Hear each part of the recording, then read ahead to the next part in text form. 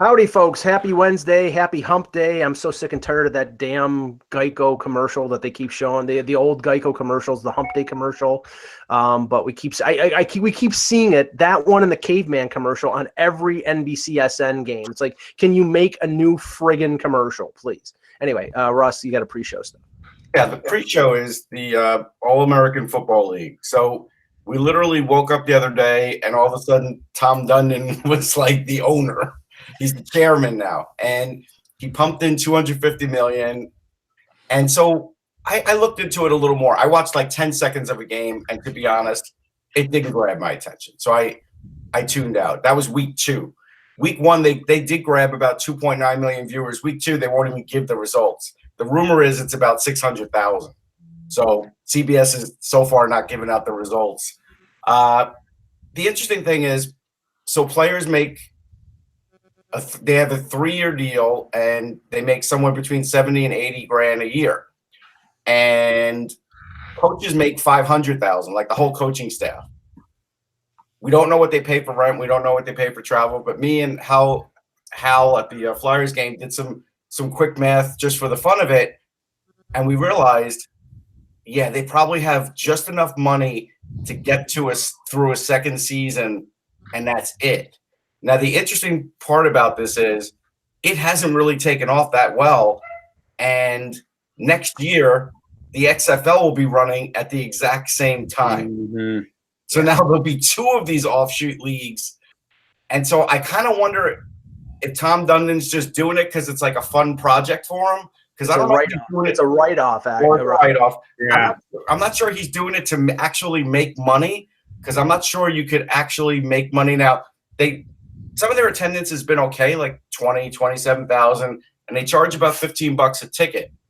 But again, based on what they're probably paying for people working there, concessions, all that, they're not doing well. Advertising's low.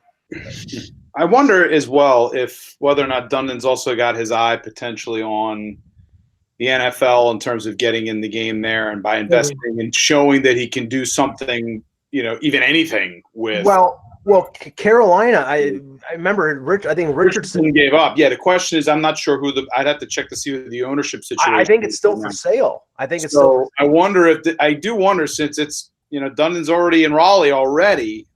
Charlotte's not that far away. Maybe this is his key to maybe trying to get himself in the door with the NFL. Maybe he was interested, and the NFL's like, well, we'll consider it. And this is a attempt to say, hey, if I can keep this thing afloat for a little while, right? Does this help me in regards to maybe if he's interested? Again, we have nothing on this; we don't know, right? But that's the main thing I'd have to look at here. Plus, as you stated, there's tax write-off purposes, things of that sort. The biggest problem is quarterbacks in this league aren't very good. Like Christian Hackenberg's a quarterback in this league somehow, and so next year I thought he was the Jets' future. Yeah. Nobody ever thought that except Mrs. Hackenberg. Yeah. And I'm not even sure he thought that. I think he did him a favor. I really do. But if you look at it for next year, how are they going to have quarterbacks in 2 of these leagues? Like, are they going to be taking kids out of high school? Like, I don't understand. Well, this is what I don't get about these leagues. If there was an appetite like back in the 80s when the USFL provided a rival, I know there were summer originally, and then they went head to head. It would be one thing. Up until last year, the ratings on the NFL were declining every year. They had an uptick last year. Why are you giving us more options of more football when ratings are declining? It's like dividing a smaller and a smaller pie every time. The NFL is completely sort of separate of that, though. It's like, you guys want to do your thing, that's fine, but as far as they're concerned as a sport, they have their product, and they know everybody else's. No, actually, so Hal came up with this idea, and I agree with him. Hal, yeah, is it Hal 9000 from? No, he's a Flyers reporter. Hal Greenblatt. Hal Greenblatt. Okay, I wasn't sure. I never know anybody's last name. Anyhow, I think Hal figured this out yesterday. He said he thinks these guys are trying to be the minor leagues for the NFL.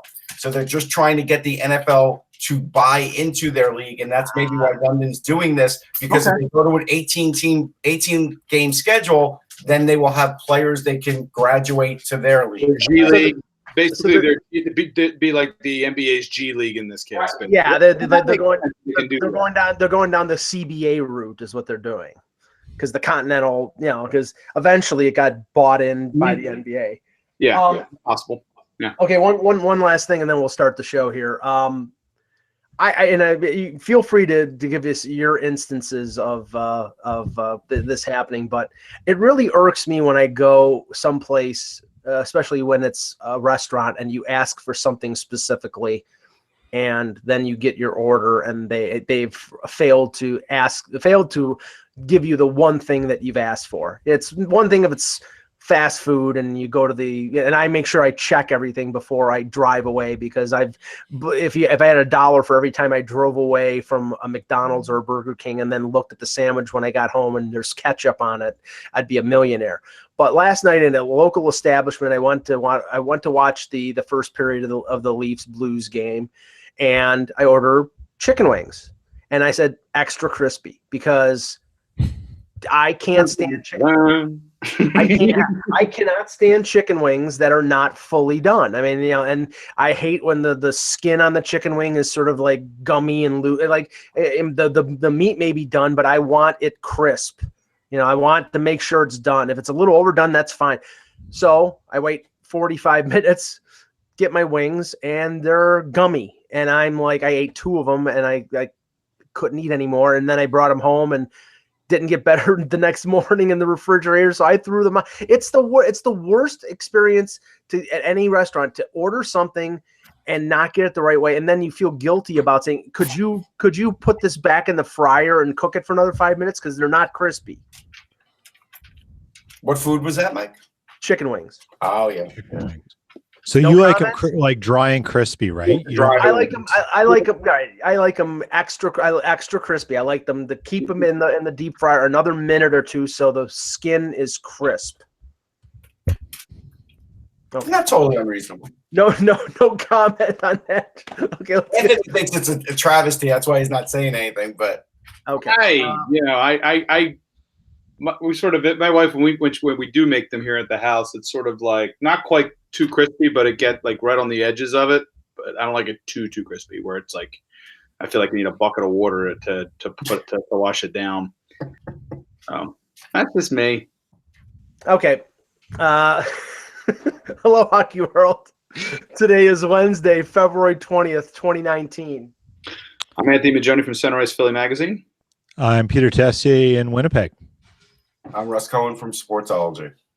And I'm Michael Agello, and this is the Hockey Buzzcast here on HockeyBuzz.com. Eklund will be joining us any minute. We'll be talking about the latest rumors and news leading up to the NHL trade deadline next Monday. We'll be having our deadline show. I'm not sure when we're going to start it. It could be 11, could be 12, but we'll go past the deadline. So, make sure you check in and tune in. It'll be very interesting, very entertaining. Okay, let's start with this, because we'll wait for Act to come on. But the news, and this is interesting. I mean, it may, the waiver wire gets interesting when the deadlines gets closer, because teams will want to clear out salary to make more room to add players. And one team that is up against it in terms of the cap is the Washington Capitals. Now, there's been rumors for, I'd say, a couple months that the guy that they were looking to move might be Andrei Burakovsky. He's making $3 million. I don't know if he's been in and out of the lineup, but he hasn't made the impact that I think that they thought he was going to make. Today, they placed Stanley Cup hero Devontae Smith-Pelly on waivers. Now, Anthony and I were looking at it before the show. He's making $1 million. He's a UFA at the end of the year. So I doubt that he gets to any competitive team. I bet Ottawa could pick him up and just then flip him again. Yeah. And then flip him somewhere. So, I mean, I think that's likely, but I think a lot of teams would be interested in Smith-Pelly based on what he gave the Capitals on a playoff run last year. Yeah, I would say that, based off of past history. Now, again, concerns. You got 8 points in 54 games this season on a team that there's plenty of offensive firepower. So you would think there's opportunities there offensively for Smith-Pelly. But Yeah, so it would also lead me to believe that the Caps may be looking to make some kind of a move here, even though they are still tight to the cap and Pelly only takes about $1 million off. It tells me that the Caps must have something in mind here if they're going to be moving off from him. Yeah, I think, look, a team like the Islanders would be interested, but I think Mike's right. Why wouldn't you block them? Like, I'm sure somebody's going to pick them up just so they can include them in a trade and get a draft pick out of it. Yeah. I think that is going to be the ultimate thing. So, but I think, end of the day, I think he'll end up on the island. I do, with Barry Trotz. That's definitely possible. But I mean, in terms of suitors, I mean, Peter, I mean, like, I know a team in Southern Ontario that needs a quote heavy winger. That and based on what I saw last night, we'll talk about that game in a minute. Based on what I saw last night, they could use him even on the fourth line. Because I mean he's an inconsistent player. We've seen him with Anaheim, we've seen him with Montreal. When he plays that a rambunctious style, he's tough to contain, but that's sort of few and far between. He always disappears, and I think the whole thing with Smith Pelly is to coax him to play the type of game that he played in the playoffs last year. Yeah, exactly. I mean, you're thinking that the Leafs might need him. I think the Leafs need defense more than they need Devontae Smith-Pelly. Right, but he's a cheap ad if they can. He's a cheap. Well, yeah, because he's on waivers. So, it certainly is a cheap ad for any team looking to bolster something. It's just, I think the teams that might want him need to make sure they have the right space for him, not just, well, he's free, I should get him. Right? Like, it's not going to cost me anything if I win the waiver wire to get him. And I think that's the thing. I'm really curious to why Washington waived him. Have we heard anything about that? Any explanation? No, Anthony, what did you say his points were? He had like 8 points. Initially, there was some confusion because I thought it was going to be Dmitry Yaskin who was going to get waived. Matter of fact, all the reports were, including from everyone, was that it was going to be Yaskin, and he was off the ice. And then, lo and behold, DSP was taken off the ice shortly afterwards, and he's the one who went on waiver. So, yeah, I think Yaskin would get claimed too. Exactly, but they made a decision to go with DSP in this case. So he's got 8 points, 4 goals, 4 assists. He's a -6 in 54 games this season. So, I mean, you know what you're getting here, offensive production wise. He's got Matt Martin numbers, Mike. That's what Mike likes. Yes, but Matt Martin makes double the salary. He makes 60% more. He's making $2.5 million. That was a culture signing, guys. Keep remembering, that was a culture. But just the difference between the two. Smith-Pelly's making $1 million. Yaskin's making 1.1. The difference is Smith-Pelly's a UFA. Yaskin is an RFA. They can qualify him with a 10% qualifying offer, and he probably takes that. Right. So they can, they have something for next year with Yaskin, whereas Smith-Pelly, they probably, based on how he's playing, they're probably not going to re-sign him, so they're not heartbroken that that they're putting him on waivers and they're going to lose him. But it'll be interesting, and we'll welcome back to the show. Yeah. On the waivers yesterday and claimed this afternoon was Michael Haley, who's a one-dimensional enforcer type, but played in San Jose before, and the Sharks claimed him. So they don't have a ton of cap space, but they claimed a guy that they knew, and claimed a guy who, like Cody McLeod in Nashville, you can put as your 13th or 14th forward and insert him when you need him. That's good. That's the sort of domino effect and the chessboard games of waivers over the next 4 or 5 days, because I think there'll be some interesting placings on waivers in the next 4 or 5 days. Go ahead. Hey, hi, sorry. I'm catching up really quickly. I just got off the phone with a couple things. Give me 1 sec. I'll be right there. Okay. Okay. Well, let's talk about that. Let's talk about that game last night, because the Blues are now 11 wins in a row. They beat the Leafs 3-2 in overtime. Mike, who was in net for the Blues? I wasn't sure. Yeah, some guy named Bennington. Nobody ever talked about that guy. He just it was just like, yeah, please. This is called Washington Tea over here. Russ Cohen Nostradamus. But no, honestly, it's like he was fantastic last night. So was Freddie Anderson. And the thing that I gather from that game, I mean, you can't. We've talked about the plaudits, or we've made plaudits about the Blues and how well that they're playing, and they seem to be now well on pace to either finish third or in one of the wild card spots in the West.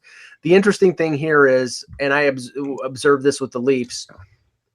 They were invisible in the first period. They played a little better in the second. They got 2 goals in the span of 30 seconds, and they were able to earn a point out of that. But the thing that's concerning is you can't do that in a playoff scenario where, like, all of a sudden you wake up and try to catch up for a period or 2 periods of average or below average hockey. And this team, because they have so much offensive talent, thinks that they can turn the light switch and put in half an effort.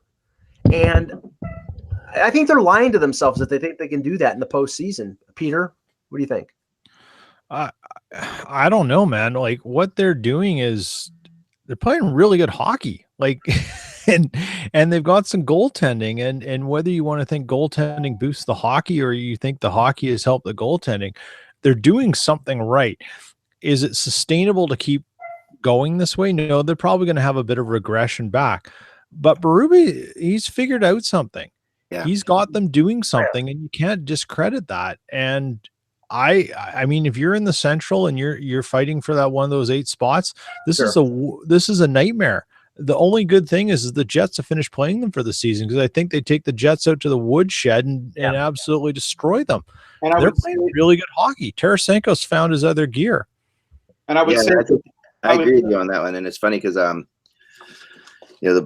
Blues are, they're you hear the Predators are panicking. I still go back to the fact, like I said before, that you need to look. It's so funny how you have to get some perspective on the entire season at times. Like, it's funny when you look at it, like, there's who's like in the playoffs now and who's not in the playoffs now. Like, basically, when you look at, okay, it's Winnipeg, Nashville, St. Louis at the top 3 spots. A lot of people had those top Dallas, Minnesota. But that's not like that's really where people put them in the beginning of the year. Like, it's been weird how it's gotten there, but, eventually it gets there. And I think that, like I said before, young teams in February, I wish I had the time to go statistically and go through it. The young teams in February with nothing to lose have horrible Februaries, and it really, there comes a point at which Nashville and Winnipeg have to wake up. But you have so remarkable about Tampa and what Tampa's doing. You have to say that St. Louis is a beneficiary of the fact that the West was so packed together that they could go on this streak and make up so much ground. I mean, I keep making comparisons between the Blues and the Flyers, in the sense that the Blues, even though they were at the bottom of the league, they were within a reasonable distance that they could go on a hot streak and make up ground and now be in a playoff position. Well, also, the West is pretty terrible. I mean, like, people don't realize, like, the West has a lot of bad teams. Minnesota shouldn't be. Minnesota is not a playoff team. They might be in the playoffs right now, but they're not a playoff team. They've also lost their number 1 center, their number 1 defender. Yeah. Right, where they are right now, they're not a playoff team. I mean, they have talent to be a playoff team. Just like Edmonton has a talent to be a playoff team, and Dallas has a talent to be a playoff team, and I mean, and Anaheim has a talent to be a playoff team, but they're not. None of these teams are playing well enough to be playoff teams right now. And really, when you look at it, who are really the, I guess, let me take this call. This might be something big, guys. Hold on one second. All right. Well, whereas the Flyers, and Anthony, you can talk about this, is that with the Flyers, they were behind in the East at a greater distance than the Blues were in the West. They've gone on this hot streak, and now they're still 8 points behind. And that's, I wrote an article about this, and I'm saying, okay, at a certain point, you have to embrace a bad season and not lie to yourselves and not lie to your fan base and say, oh, everything is beautiful and we're still in this. No, you're not. You're just lying to yourself. I would say that we're at a point now. There has been some slippage at the top. So, Columbus is slid a little bit. They're a team ahead of Philadelphia right now. I can't turn around and say that. I would say, obviously, the next 2 games, tomorrow against Montreal and the Pittsburgh game right before the dead, I think a lot's going to go on Sunday going into Monday in terms of the decisions that Philadelphia is going to make with regards to what their season is and whether or not they still think that they're in it or not. Obviously, last night might have been the last time we've seen Wayne Simmons at on Wells Fargo Center Ice. I think it's more likely that he is traded than not traded. I know there's been some scuttlebutt in that regard, but it's just I don't think they're getting close to that area of thinking, Mike. I'm just not sure. Again, these next couple of games I think are going to be pretty critical for them. You lose to Montreal tomorrow night, things might happen even faster at that point because then the air may be out of the balloon at that point. You can't afford further slippage back. Well, I think it's 4 games right now for the Flyers. The next 4 games, Montreal. Yeah. Even the next 2. Well, going into the deadline period. Actually, going to the deadline period. But critical because they got to make decisions. Playing 4 teams that they're within a couple points of in Montreal, Pittsburgh, Buffalo, and Colorado. Outdoor games are bad if it's a must-win game. I know it's not. They definitely bet they wouldn't want to play this game outdoors. You don't know what's going to happen. Yes, Carter Hart did play in the World Juniors outdoors, but Murray's played NHL games outdoors. He's got a little more experience. It's just you don't know what's going to happen. And right now, Radko Gudas is getting a hearing today. He could be out for that game. Like that could change everything. I think he's going to. My gut is he's probably going to be out for that game. He's going to at least get tapped. And he's a repeat offender. I think it's going to be 2 games is probably minimum. This is a Malkin situation where it's his first time. Yeah, maybe he gets tied to game. He gets tomorrow night and he comes back. He's a repeat offender. He's got that status. So he's like my gut is if he's tagged for a suspension here, he's going to be out for the Stadium Series going into the deadline. And you have to see, and Flyers have to make a determination in that regard. Phil Myers, I'd expect will draw in this circumstance. And then they'll figure things out from there. Well, I heard I did so my call I just took there on 2 things. First of all, one has to do with this situation, and that is that the Flyers, considering that Gudas could be out, are going to get, could be very much involved in getting a defenseman before the weekend. And then that they're looking at an experienced guy, like what they see Gudas as is the guy who can play. Like, and I think Lovejoy is the character that they would be looking at right here. But that's a buying move. They are buyers, but they are not. But if what's in terms of the cost on Lovejoy? And not much. No, it's not that much. He doesn't have term. He's a UFA. Oh, he is a UFA. Okay. He's a UFA. It's not that big of a deal. It's not a big deal. What's it going to cost you? Like a 4th round pick? I don't know. Like I would be. Yeah, I mean, I would. That would be the top. Probably a 3rd round pick. Yeah. 3rd, 4th round pick. And you just saw last night, if they make the playoffs and they face Tampa, if they don't have more experience on their defense, then they're going to get schooled. Like that. I don't think there's any way they could beat Tampa anyhow, to be honest. But there probably isn't. But you have to give yourself the best shot you have. And at the end of the day, they've got to try to. So that's the one thing. The other thing is this Washington thing, which I'm sure you guys talked about with the Smith-Pelly stuff that's going on. Yeah. Let me just before you say what you're going to say, Todd Reardon said it was an organizational decision to waive Smith-Pelly. Indicated there are things going on behind the scenes. There's a lot going on right now. So, Eck, what does that mean? There are things going on behind the scenes and a lot going on right now, as I was about to tell you. Sorry. In Washington. Yeah. Basically. There you have it. No, but the Caps are up to something big, and that what that is. I don't know. I don't. Some people are saying, is it Matt Duchene? I don't think it's Matt Duchene, but Duchene's not going to play. That's for sure. Duchene's not going to play, and I don't think Stone's going to play. I mean, they're saying Stone's going to play, but if he says no, he's not going to play. Basically, like as of now, they don't know what's happening. But I've heard that if he says no, it's the same situation for him, right? So. And they're do we think, just because we're talking about these 3 guys, Stone, Duchene, and Panarin, do we think that what happened last night with Panarin sitting because apparently he had projectile vomiting and projectile whatever else, was that BS or was that for real? No, that was for real actually with Panarin, unfortunately. I talked to somebody that because we had a graphic description from our good buddy Torts. Tells you how much Tortorella loves the trade deadline. That was it was so funny. Like his, of course you're going to get asked that question. You got to just deal with it. You're going to get asked that question, but he was just ready to explode.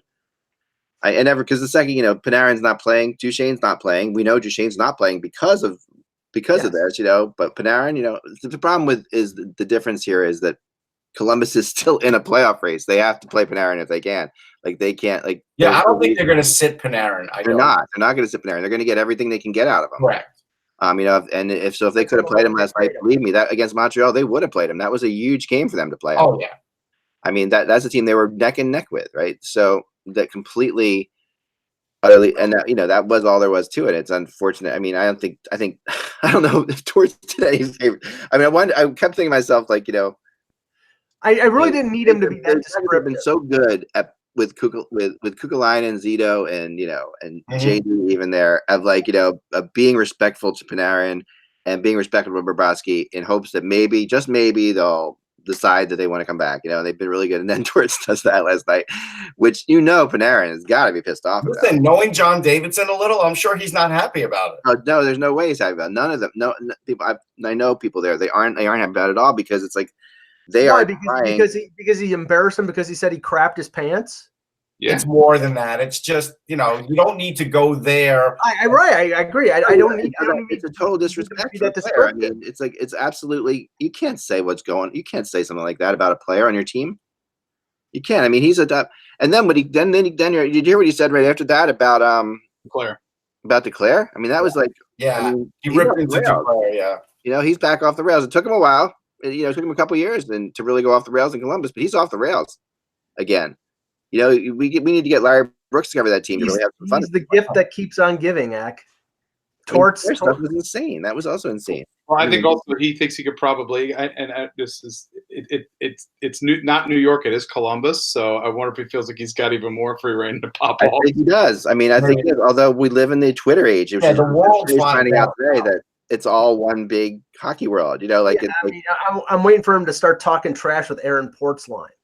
Yeah, which is like hard to do. Like Portzline's not exactly a controversial character himself. No, I mean, Portzline worked for a newspaper that owned the team for such a long time that Portzline has like completely, he's not a hardballer at all. Hasn't been able to, even though he's at the Athletic now. So that plays into this too. That's definitely. This tells you how bad things have gotten with Panarin for Torts to even say that, I would think. But also just tells you the frustration of Torts, and also maybe, the issue of Torts' job security might really be in trouble right now. Like, I see. I doubt that. I really don't doubt that at all. I don't doubt it, Mike. I was talking to Dave Isaac about this at the rink, and I said, I could see if they went out in the first round, Torts going out too.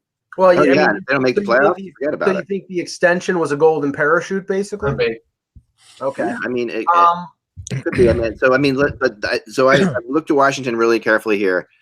I do want to say, I followed that up. Hold on, Nick. I did light the press box on fire by saying, hey, Torts could always become the Flyers coach. He's a name. I don't know if Comcast would go for that one. Yeah, we all say that, but you never know. Yeah, I guess you never do know. But as long as there's other guys out there right now, which there are.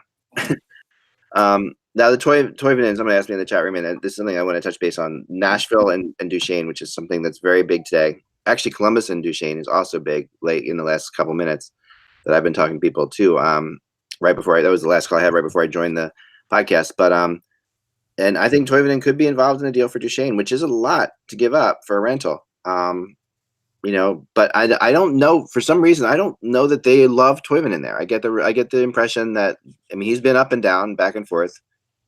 I don't know that they see him as the answer, and if they can use him as a chip instead of like a first round draft pick to get somewhere, maybe they do.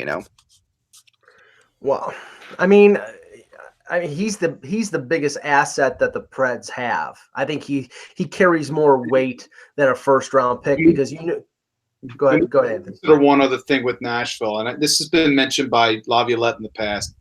They're looking for guys with a bit more ump and sandpaper in their lineup, especially up front. Right. Yeah. One of the reasons why I do think that, depending on whatever the relationship is between Flyers management and Nashville, which they have not made any kind of movement with each other since the Shea Weber offer sheet, right. And the principles are obviously all still there.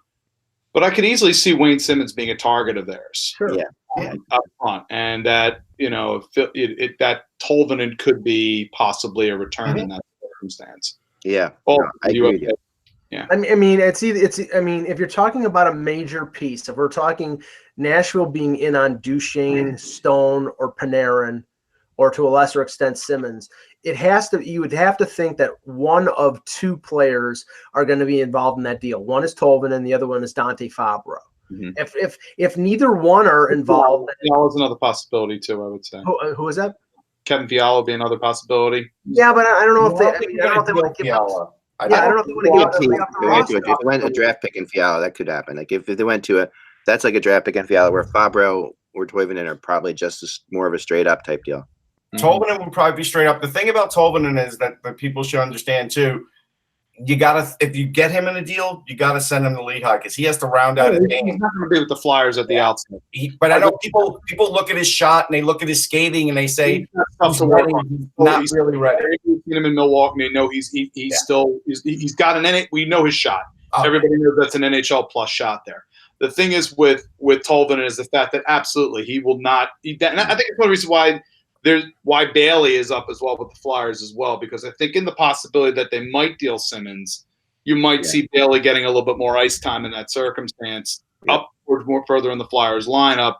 And I think Tolvanen would finish out the year with Lehigh Valley, and then they would get into the fall before they would look at him at the NHL level. He's still got stuff to work on all around wise. Absolutely. Yeah, he does. And I think Fabro is less likely to be moved. Although I'm going to tell you this, Ek, I think he's less likely, but last half of the second half of the NCAA season hasn't been great for him. He wasn't great in the bean pot.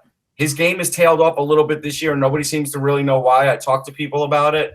So as deep as Nashville is, you never know. Which is probably one of the reasons why he's anxious, or at least it's out there that he's anxious to turn pro, because I don't think there's any risk of him not offering him a pro contract. Of course not. But I mean, I think maybe he's bored in college, Russ. Maybe he's done. Yeah, it's a bad team. I'll give him that. His team is bad, but I don't think it's being bored. I watched him play, and I've seen him play at other levels. He's still good. There's no question, but he's not dynamic at the moment. So I don't know if it's boredom. I'm not sure what it is. Now, Ek, I don't know if you've heard anything about this, but a lot of talk about Boston and Mark Stone. I mean, that's popped up at least in the blogosphere the last 24 to 48 hours, which we know that Boston's going to go for a top six forward, and the impetus for that has gone up because of the Pasternak injury. But that would be a seismic shift in the Atlantic if they got Mark Stone even as a rental. Yeah, it would be. I mean, I don't. It's funny. Everybody is so high on Boston making a deal and saying they're going to get a top six, and they're the one team that I keep hearing about that really seems super hesitant to do it. Well, they have the most assets, Ek. That's why everybody. They have the most assets, but they're of course, but they're playing better right now, and they're playing, and they historically, I mean, they went for Rick Nash. Historically, they've done things, but it's weird. I haven't heard them tied to anybody like consistently. Like I've heard a lot of other teams tied to players consistently. So it's either that Simmons may be the most of anybody that I've heard tied to them, but I think they're shopping around for the best deal. I think they don't want to give up. Like they have levels. They have levels of prospects. They obviously don't want to give up. I mean, they would give up a Senyshyn or a Zaboral. Yeah. They don't want to give up, maybe an Anders Bjork or a Ryan Donato.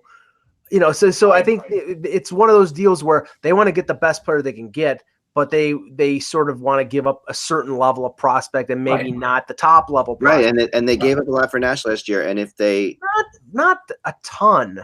I mean, but it went so poorly that if they don't pull off the right deal this year at the trade deadline, I mean, they're just giving away stuff again. They gave away stuff. They have plenty to give. Like, it's not going to really hurt them.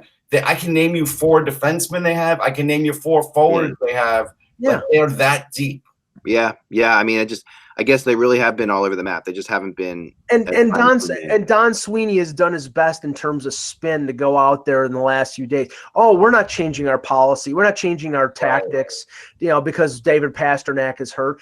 Bull crap. I mean, he's only saying that because he knows that teams are going to raise their prices on a top level, top 6 forward because they may perceive them to be desperate. they're not desperate, but I think they see a path where they could go up against Tampa and at least be competitive, right? And have a chance to win. Yeah. So I think the other thing is they've seen themselves get derailed by injuries and know that they probably need the depth. Yeah, and this will be the most interesting, of course, from my perspective, because I cover the Leafs. But I think what will be the most interesting perspective on Monday will be the head-to-head matchup, because it looks like it's going to be Boston-Toronto. We know Boston is going to at least try to add a top six forward. You look at the game last night between the Blues and the Leafs, and guys like Vince Dunn, who's not exactly the reincarnation of Milan Lucic circa 2011 in Boston, running around knocking people down. The Leafs have continued to prove they have no pushback. They have the least amount of hits in the league. And I'm going to make the statement in my blog today. They're less prepared this year to face Boston than they were last year, because they don't have Komarov and they don't have Polak. They're more talented now. They have Tavares, but in terms of the game that Boston plays, they're not prepared. So what's going to be interesting in the next 5 days is whether Kyle Dubas will go out and get players that will help them push back against the Bruins, or whether he's just going to stand with the team he has right now. And I think if he stands with the team that he has right now, they're the underdog against the Bruins. I do want to mention, Esmir was saying in the chat room that, hey, if Ottawa trades with Boston, they should ask for Krug or Carlo. When I was in Boston, there were writers there that felt like Krug could be available. And that's just them thinking that, but they know it better than I would because they're around the team. And you got to think, if they get Stone or Duchesne, they would probably have to give up one of those guys, and I think Krug would be the guy. Well, I mean, the rumor about Krug being available has been out around since training camp, because they want to clear out the salary so they can pay McAvoy. Right. I mean, and in essence, Grzelcyk does almost everything Krug does. He's close. Right. Mm-hmm. Yeah. So I just got another call, more about Stone and Winnipeg, Peter. So not surprising. Yeah. I mean, they're going to get plenty for Mark. Is this coming from the hair salon, or is this coming from? I mean, I just need to know. Are you? I mean, come on, Russ. No. Peter's got that hair salon connection with Stone and all this. No. I thought you were talking to me. That's with Leipzig. Stone's dad used to be a client of mine. Oh, yeah. Oh, that was Leipzig. Sorry. That's full disclosure. It's not for my hair salon, I'll tell you that. No, this is. No, you would not have no idea. Yesterday I counted 15 emails. I'm going to say I'm going to get 25 more today. I got 15 emails from people like claiming to have sources that just email me randomly all the time. Right. And the reaction to that is, honestly, guys, if I don't know you, I'm not going to write it. I'm just not going to put it out there. It doesn't make any sense. Like, if you can somehow go, and I've said this before, I'll say it just as a general statement here. If you actually do want to give me a source and you're like somehow involved with the team, that's awesome. You want to give me a rumor, that's awesome. But in order for me to trust anybody on that kind of thing, you have to go through somebody at the team that I already know. So that's and that's what I always do. So did you get an email from Alexander Daig? Yeah, I've gotten that before. Yeah. I've got all kinds of things. I mean, people try all the time. They're like, oh, who posts whatever. And then sometimes, the funny thing is because there are only so many things happening, sometimes I will post something that someone had emailed me when I needed, because it's actually real. Like if someone said, oh, I texted them yesterday that Stone was going to go to the Jets. It's okay. Well, it's not you, bozo. You're not the reason I'm writing Stone to the Jets. It happens to be like everybody's writing Stone to the Jets. Everybody's talking about that. So anyway, honestly, I think the more interesting connection between Stone and the Jets is what the Jets are going to give up if he does go there, and not. I mean, I think we've established that there's interest. It's a question of how much Cheveldayoff will pay. Yeah. No, there's absolutely interest, and. Yeah, but that doesn't mean I mean, if Boston, like you just talked about, Boston has a ton to offer. If they want to get in on Stone, if that's the player they see, then that I mean, Ottawa should come out of this. I mean, it's never great because the whole mantra of a trade is whoever loses the best player, and I'm a firm believer in this. Whoever loses the best player loses the trade. Like I've always believed that you can throw all the players you want to into it. Yeah, but that's circumstantial. Like I mean, we know. Like for example, we know Duchesne is leaving? We know he's going. So at this point, it's the best you can do, right? So right, exactly. And I agree. No, I totally agree with that. I think that I know Florida yesterday, again, talking to somebody down there, they were really concerned when Panarin was kept out of the lineup until they found out it was actually true.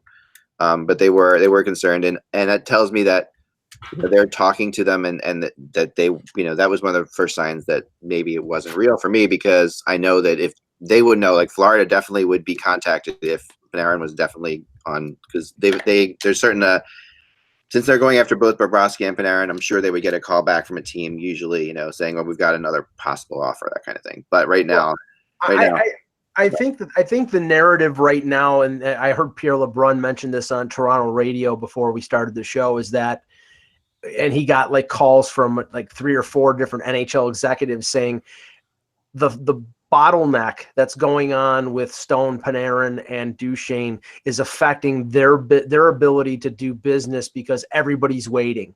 Everybody's waiting for one of these deals to get done, and that's holding up, Zuccarello and Simmons and Kevin Hayes and all, because after one goes, then okay, we're not going to get that guy, so let's move. And that can be a problem if Pierre Dorian waits until Friday.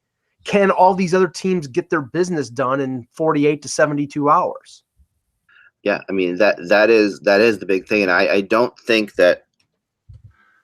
I honestly believe that today and tomorrow will be big trade days. Like I really think that we're not going to see as many. We can't possibly see all these players go to Monday. There's just no way, right? I'm surprised Brian Elliott's still on the Flyers, because Flyers they waived McKenna, right? So he deserves some serious props, by the way, for playing the way he played yesterday. Yeah, he played great. Elliott was really good. Talk about he's playing to say, if I look good enough, someone will trade for me. But at the same time, what a weird spot for him to be put into. Talbot's been traded to the team. Hart's the goalie, obviously.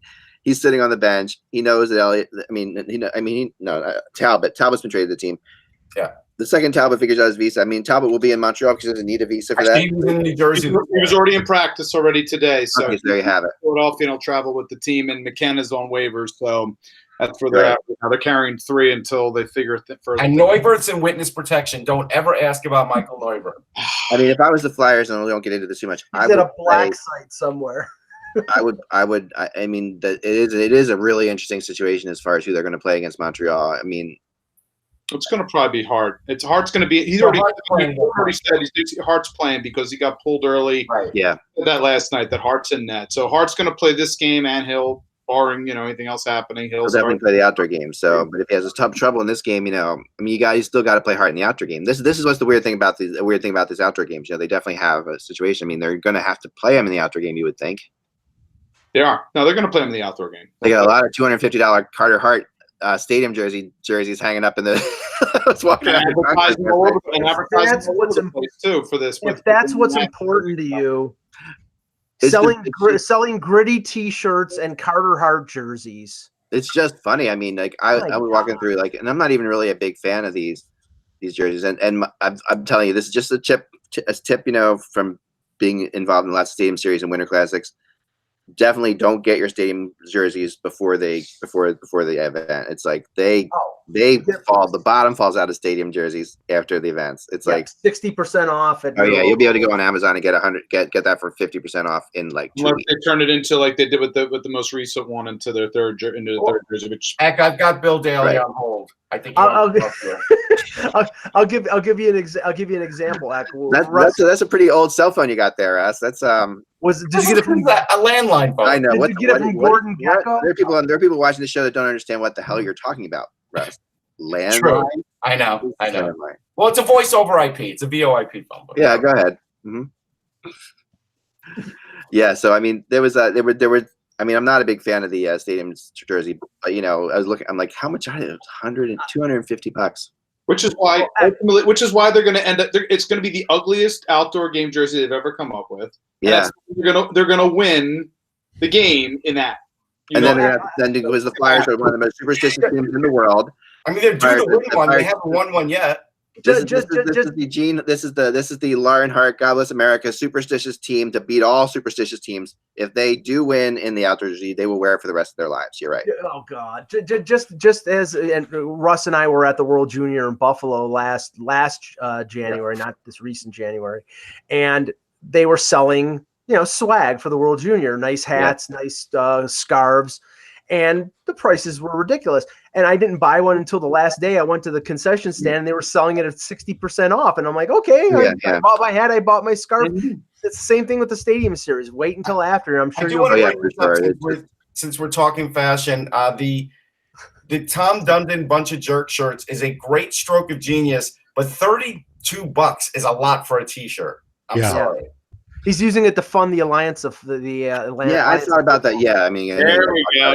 We got it. But I want to. I mean, to me, like that, it's a great thing that they're doing it. I mean, Don Cherry really is irrelevant at this point. I hate to say it. I mean, it's unbelievable. Like, I heard somebody say it on the radio yesterday, and it's so true. Like, how many other people in their 80s do you do you listen to their opinions like so intensely? Like he's like.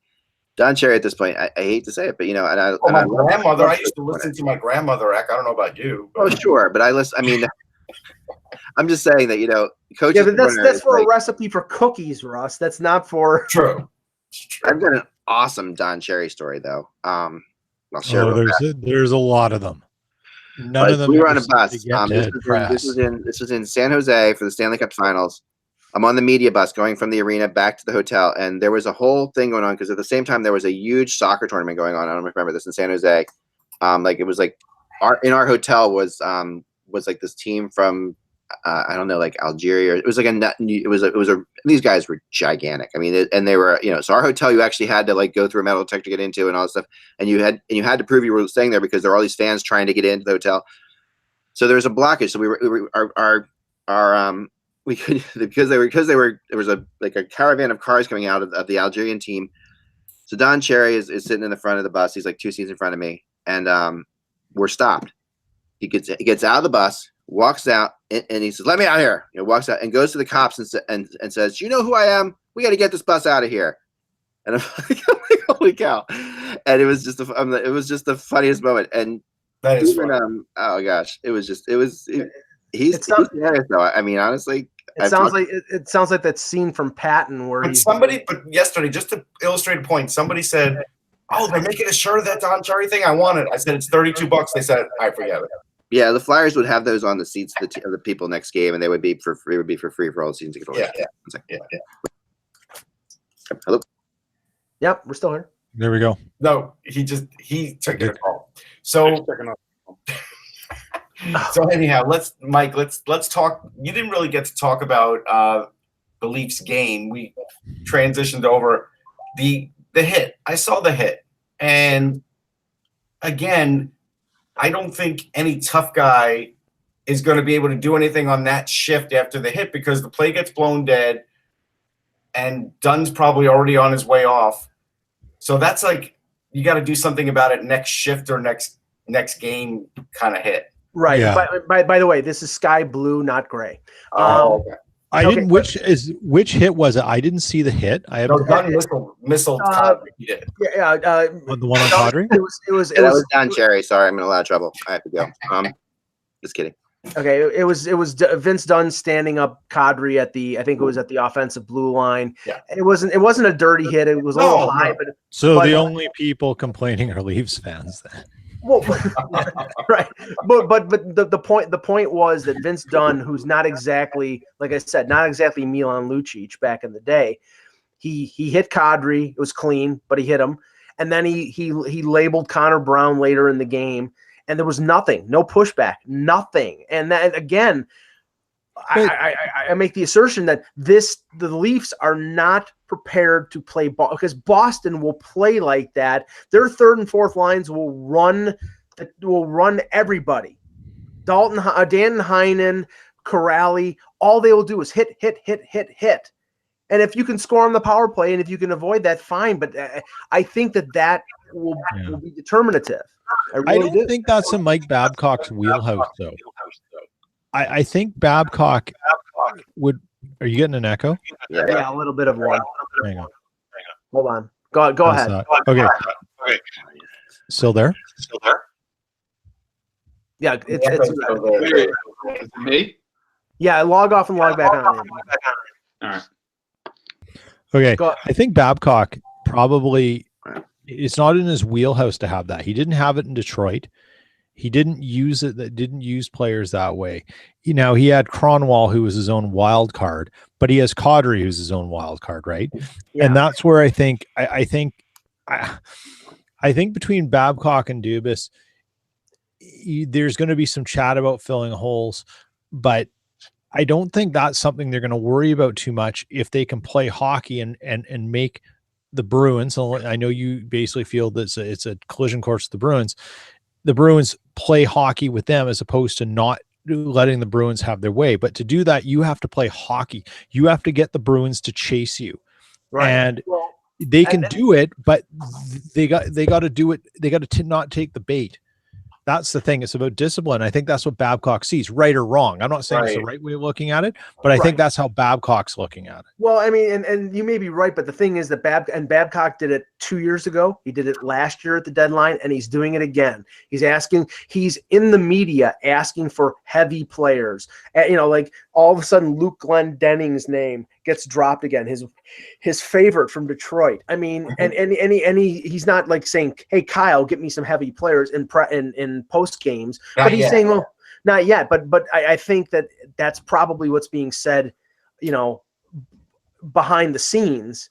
And if things that happened yesterday, I mean, Kadri got knocked out of the game. He's concussed. It's probably not a long-term thing, but they moved William Nylander to center. He wasn't bad. He wasn't good, but that's not a permanent solution.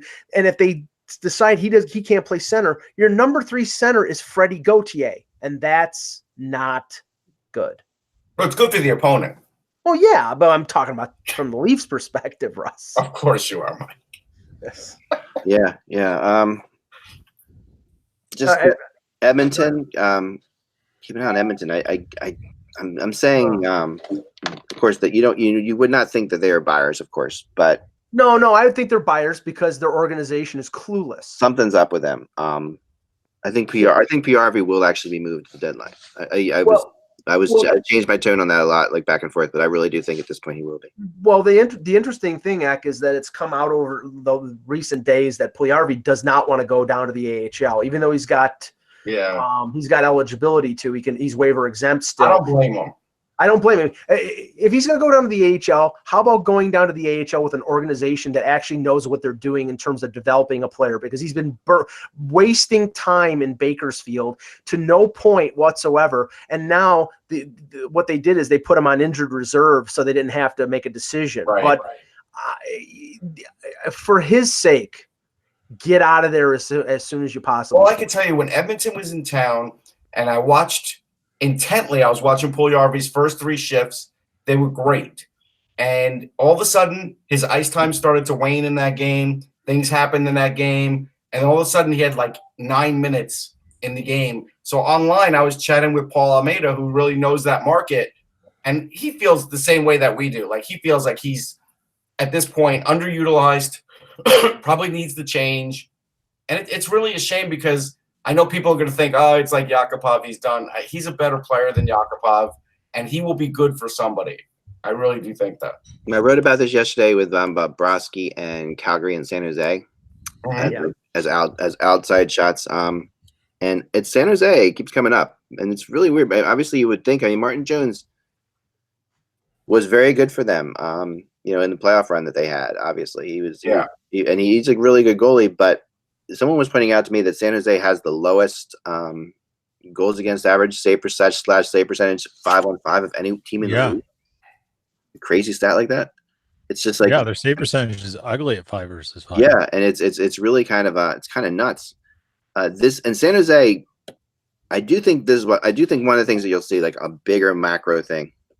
It's hard to I'm so micro in my mind right now with all these trades. You can see I've run out of RAM, but the macro part of this whole thing is that there aren't that many teams that really think that they're Stanley Cup contenders. And in the past we've had the season started out, it felt like there were a lot of teams felt like they were contenders, and as it's gone along, and this always happens, it gets narrowed down, but it's got narrowed down by quite a bit. And in the West, I think you really are looking at apparently 5 teams tops that think that they're actually can go somewhere, which are Winnipeg, Nashville, Calgary, San Jose, and maybe Vegas. Vegas, yeah, that would be it. That'd be the 5. And in the East, it's even smaller than that. Like, it really does feel like it's like, who were the real contenders? I would say Pittsburgh, Washington, Tampa Bay, Boston, and Toronto. No, I don't, and maybe we'll be proven wrong on Monday, but I would seriously doubt that Lou is going to make a big move. That he's going to stick with basically what if he's given Duchesne on a silver platter and he can trade prospects in his organization that he doesn't think, that he doesn't have, that he isn't buying in for down the road, like Ho-Sang, I think that maybe they would do that, but I don't think he's going to mortgage the future for a run this year. Well, I'll tell you this, think about this for a second. So of all the teams that we mentioned, and let's even, we can go into those 5. I think there's really 3 legitimate cup contenders, or even 2 in the East. I think Tampa and Washington are legitimate cup contenders. But after that, I don't know that anybody is I don't know that anybody's beating either Tampa or Washington when I think about it. If I go through it, I can see the other 5 teams beating up on each other in the West. But I think Tampa, when Russ and I were sitting at the game last night, we were talking. I'm we can beat Tampa in a series, and this Tampa team is good. They're 15 points ahead of anybody else. They're lapping the NHL right now. So. Yeah. The fact of the matter is that they are that good, and they really are so good that Stamkos doesn't stick out. That was the craziest thing we're talking about. On the 4th line, they gave him the night off. It's crazy. They can play him, and even though he's amazing out there, he doesn't stick. And this is a game they played without Hedman, without Point. It was was crazy. And they were up 3-0 and then got bored basically. And the only reason the Flyers held on was because Tampa played the other night and they're up 3-0 and then they just stopped playing. If they wanted to, they could have scored 20 goals on the Flyers last night. Let me ask this of Peter, because I contend that the Penguins are of the mindset that they're a contender because they still have Crosby and Malkin and Letang and Kessel and Murray. And I don't think they would have done the deal that they did with Florida if they didn't think they had a chance at beating Washington in their division and giving Tampa a run for the money. Now, I will grant you, Eck, there are concerns on defense, and they may try to make another move because Rutherford always wants to make a move. But, Peter, I think Pittsburgh thinks that they're still a contender, and I think they will always think that with the window when they have Crosby and Malkin. Yeah, I think they are. They're running out of ways to keep adding to things because that's just what's happened to them with the way they spend stuff, and they can't keep spending every year. But I think Pittsburgh has the ability to defeat any team in a 7-game series. What's the probability of that? It's getting less and less each year as years go by, but they always have a chance. Yeah. And, you just have to have the stars align and things can happen. But that's the Crosby's the best. They believe that, and they should believe that. Yeah, Crosby's the best clutch player in the NHL, and at the end of the day, that gives them a lot, But they don't have the defense to be a contender this year. The teams that ran for cups for them before were way better defensively than this team, and they were good. Well, maybe not the last one. Again, I said, they were saved by phenomenal goaltending of Fleury and Murray, but when they won their last Stanley Cup, their top defensive pairing was Brian Dumoulin and Ron Hainsey. So they can win. Flyers took 55 shots on them the other night. The Penguins. The Penguins. This is not this team. They don't have it. They do not have it. They had that even though those guys weren't.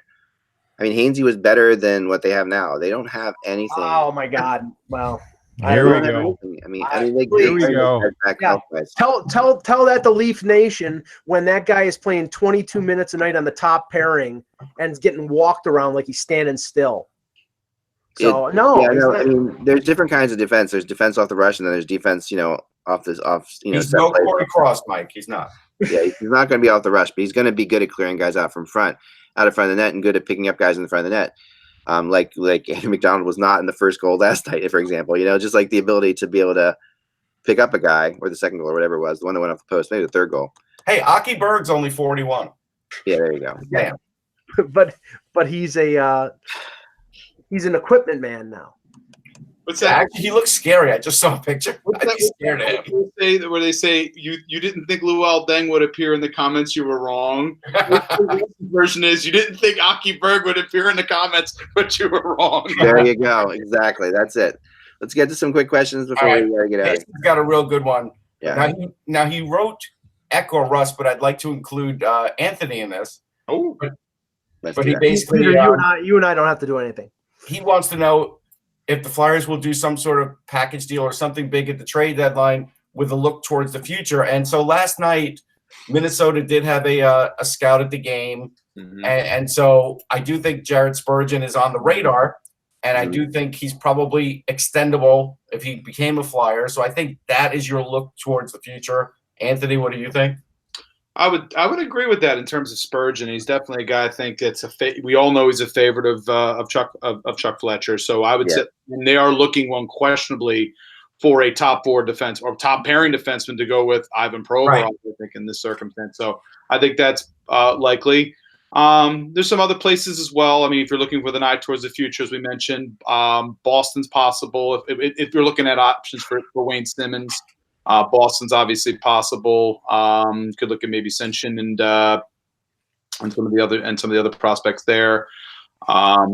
Tampa, Boris Kachuk going forward, I think, is another possibility as well. And again, he's a good heavy player. He is exactly. And in Nashville, again, I'll hold to if they want Simmons. Then if I'm the Flyers, I ask for Tolvanen. Absolutely. All right. And that was a really good question. I don't know if I have another. Come on, chat. What the hell's going on here?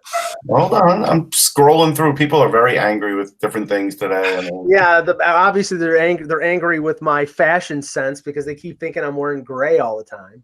Well, I mean, it does look grayish on the camera. It's blue. See? I've got a cooler phone than Ross. I've got this phone. I have a couple downstairs that I'm been getting yelled at to throw out. I was waiting for somebody to pull out the Gordon Gekko. This is my bat phone. Wall Street is very inclusive, even though he was yelling at me that he thought I said that Grzelcyk is the same as Krug, and I said he's not the same as Krug, but has similar traits. But getting past that, he wants to know for the panel, do you think the owners will look towards adding in contract options in the next CBA, such as player options or team options? Nope. No. They don't want any part of that. The PA will that'll be a hill that they die on. Guaranteed contracts and escape clauses. The only thing I could see that could change in contracts, and I've heard this before, and for the first time I've actually heard has some traction, and I've always been a big fan of this. I've talked about it before. Is the idea of a trade deadline, of making the trade deadline a little more interesting by like adding like what I call the Ray Bork rule, which is like if a guy is a UFA and he's over a certain age, you can trade him without having to take on the entire cap hit in some way, shape, or form. Like something that can make that player Larry Bird going nowhere and keep that player in the league somehow. Okay, we got two more questions. Matt Boss, I almost want to reword this, but I'll read it the way he said it. Will Detroit be dumb enough to not make any moves before Monday? No, they will make moves. What do you guys think? Yeah, I think they're going to trade. I think they're going to trade Nyquist. I think they're going to trade Nick Jensen because. I'll tell you this. I've never seen a more average defenseman than Nick Jensen get more play in terms of because he's all of a sudden he's a group six. I think he's a group 6 UFA, or if not a group 6, then just a regular one. But he's 28 years old. He's a righty, and all of a sudden he's having an okay year, and it's getting propped. Oh my God, he's going to get. I mean, I think he's just an average defenseman. So, but I think he'll get moved, and maybe Vanek. All right, Tom asks. Is someone like Tyson Barrie moving this deadline? I don't think he is. Eck? This is an interesting name. It's possible, but I don't think so. I mean, it sort of died off a little bit, but it's possible. I think that's a summer move for them. Mm-hmm. Probably. I would agree. They're still in. They won their last game, so they're still technically in it. Although they've just been the two biggest second half dive bombs in this league. In the West, it's been Colorado. In the East, it's been Buffalo. They've been both horrendous, and the frustration level back in Buffalo is getting up there. I mean, there are players who are being asked by the media, are you still contenders? And I can't remember. It was Sam Reinhart. That was crazy. Yes, it was either Sam Reinhart or another player. It was the defenseman. from Winnipeg. It wasn't Bogosian. It wasn't There are Bogosian. a couple more It was questions. Bogosian. The one I heard was Bogosian. Nicholas wants to know, what are your thoughts on the ability It to was Jake challenge? McCabe. What are your thoughts on the ability to challenge offside prior to a goal, and then the way the league handles such calls? You know, it happened again yesterday. I think they'll talk about it, but I think ultimately they're not going to do anything about it.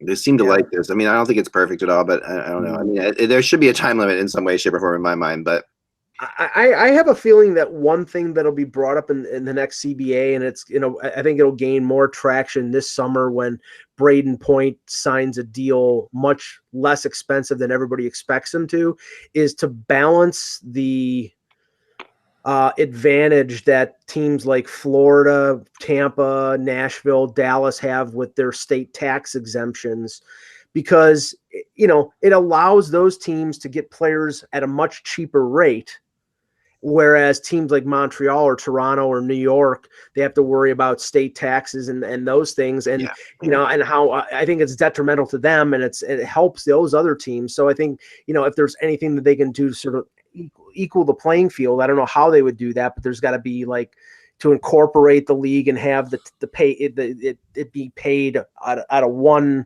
particular area so that it's an even playing field. Maybe that'll be the way to do it. I don't know. I'm not a tax lawyer, but I'm just saying there's got to be a way to balance it out. Here's a great question. Esmu goes, this is a weird question, but do you think we'll ever see Jaromir Jagr back in the league in any capacity? I mean, look, I think he would want to be like the guy who scouts out casino locations for future NHL I think we will. opportunities, but I don't know if they'd hire him in that capacity. It depends on how much he's focused on money, right? But he would be an excellent assistant coach. He would be a great assistant coach. He did play for Kladno a couple days ago, so with his fleetness of foot, I think he would upgrade the LA Kings. No one picked up Patrick Reeves. Someone asked that. Yeah, I didn't think anybody did. No. Could still be traded though. That's not necessarily a because that's just if you want to get Patrick Reeves, you probably want to give him some money to get him. So. All right, so last question, and this is a loaded one because it just is. Andrew asks, do you think the Islanders are contenders? If not, what do they have to do by Monday? Well, of course they're contenders. It's just, do I think they're going to win the Stanley Cup? No, I don't think they're going to win the Stanley Cup, so I don't think they're going to do anything massive. I think Lou will do a cheap cost-cutting move that doesn't upset the chemistry of that team for someone that he believes will help them, probably the veteran forward, and I don't think he'll do much more. And I think he'll ride with what they've got, and then it all depends how the matchups work. Like the minute they play a team like Tampa or something, it'll be over for them. But they might be able to get out of the first round, which means Islander fans will at least get to see games at the Coliseum. I don't know if they'll see games at the Barclays. Do you want to touch on briefly the fact that they came out with, okay, they're going to play the rest of their games at Nassau Coliseum. They're going to play the first round of the playoffs at Nassau Coliseum and then the rest at Barclays. And the explanation that came out was, well, they don't know if they're going to be able to sell out the first round at Barclays with the increased amount of seats. But I think it's okay, I think they realize they're not going to get past the first round, so that's why it's going to be a No, I don't think it's that. I think they look at the dollar potential and say, look, ticket prices go up like 40 and 50% if you make it to the next round, and eventually if you made it to the Cup. And so I think they're looking for the bigger payday, probably the first round. What's it going to be, a couple games? Concerts still might make more for them than that.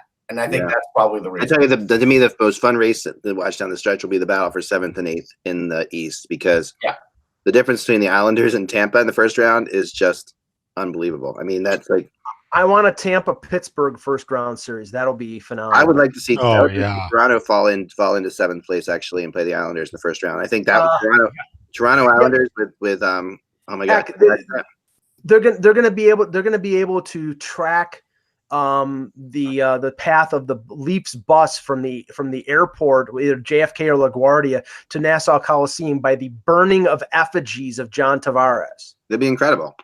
Actually, somebody put up one of those weird videos yesterday with John Tavares. Islander fans are still skewering him, and to me, I think they just need to move on. Well, it's coming from the wrong place here, because I cover the Leafs and everybody knows that I've followed them for most of my life. Don't let that hold you back. But The Islanders fans, your ire is misplaced. It shouldn't be on John Tavares. It should be on the incompetence of your organization for years and years, surrounding him with crap that could not win, and the fact that you don't have a building, and the fact that you have incompetent, up until a couple of years ago, you had incompetent ownership. That's the reason why John Tavares is not on your team. Not because he stabbed you in the back and said, oh, I'm going to stay here, and then left at the 11th hour. He would have stayed there. He wanted to stay there, but the organization was a tire fire. And he likes donuts, and there's more donuts available in Toronto than there are on Long Island. There you have it. All right, folks. Thanks so much for watching. Thanks so much, Anthony, for jumping on. We appreciate it as always. And guys, we'll see you again tomorrow. I guess we'll have to work on the time for Friday. We'll have to go earlier on Friday because we have all that stuff in the afternoon at the outdoor game. No, I'm sorry. What am I talking about? Yeah. Friday. Right, Friday. Friday is your media game. Saturday. I know. I'm gonna. Yeah. Okay. Are you playing the media game, Anthony? No, because what time is the media game? 8:30 at night. But is that Friday night? And then Friday night. Yeah, probably. Yeah, because I have to get. It's unfortunate. I'm probably not gonna be able to make it. Well, I will be there, and hopefully, should be fun. Awesome. So, guys, remember, without the buzz, it is just hockey. We will talk to you all soon.